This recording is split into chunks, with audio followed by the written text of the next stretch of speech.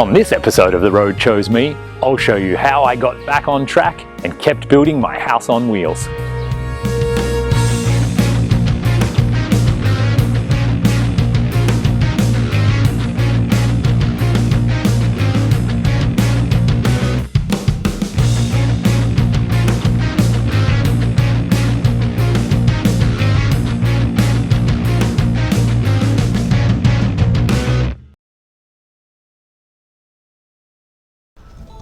So we were still ironing out the bugs on the diesel conversion when the engine ran away and blew up.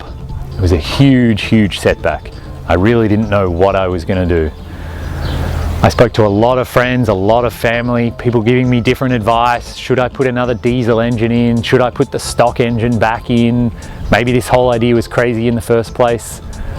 At the end of all of that, I knew that what I really needed was factory reliability.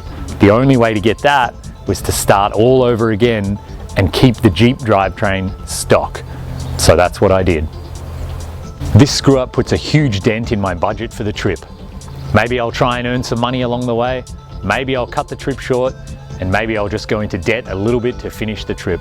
Probably I'll have to do all three. So I sold the Jeep with the blown diesel engine and I bought a replacement JK 4-door Rubicon and started all over again. It was an extremely hard decision to make. I just had to forge ahead. My friend Richard and I transferred everything across in less than 3 weeks. It was a huge effort, and I'm proud to say I got Richard as addicted to coffee as I am.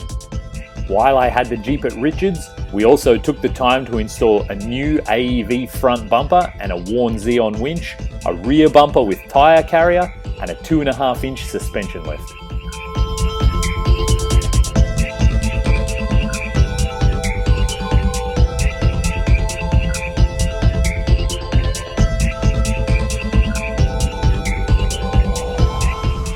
Expecting to encounter severe dust in Africa, so I took the time to install a snorkel with an air cleaner pre-filter. And for the finishing touch, I drove down to San Diego in California and had a pop-up roof installed by a company called Ursa Minor. They make this roof as a direct bolt-on replacement on the 4-door Wrangler, but my roll bar modifications from earlier meant we could open up the entire inside, so I can stand up and walk around inside my Jeep. The guys at Ursa Minor also installed an ARB rear awning and 200 watts of flexible solar panels from Renogy Solar.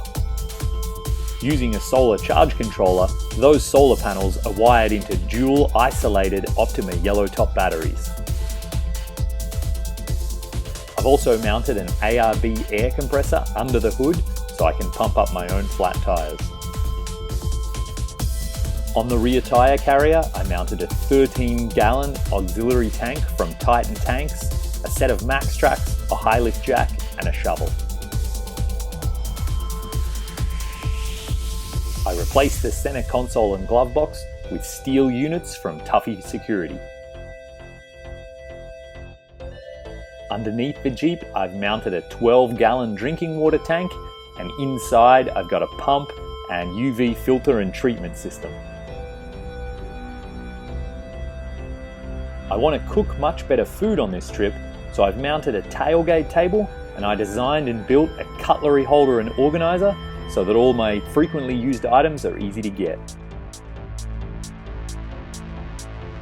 After tons of research, I've decided to run BF Goodrich all-terrain KO2 tires. I'm running them on Mopar steel wheels, that way I can beat them back into shape if they get damaged. The map I had on my hood from Alaska to Argentina turned out to be an amazing way to talk to border guards and police. So I've done the same thing this time, and I'll paint in my route as I make my way through Africa. With that, my home on wheels was finally done. I was lucky enough to attend Easter Jeep Safari in Moab for the 50th anniversary, and I had an amazing time driving the world-famous Hell's Revenge Trail. So now I need to get the Jeep in a container, cross the Atlantic, and finally get this trip underway.